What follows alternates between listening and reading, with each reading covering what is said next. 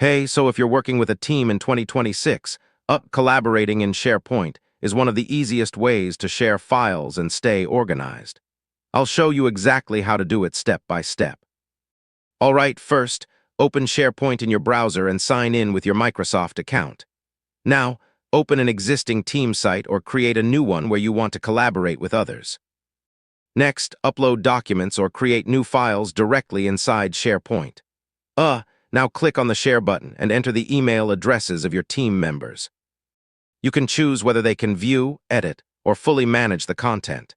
Yeah, this is the best part. You and your team can edit files together in real time using tools like Word or Excel. You can leave comments, tag teammates, and get notifications when changes are made. Keep everything organized by using folders, lists, and naming systems for your files. So yeah, that's how you can collaborate in SharePoint in 2026. It makes teamwork faster, easier, and way more organized. And hey, if this helped, do like, share, and subscribe for more simple tech guides like this. Thanks for watching. Hey,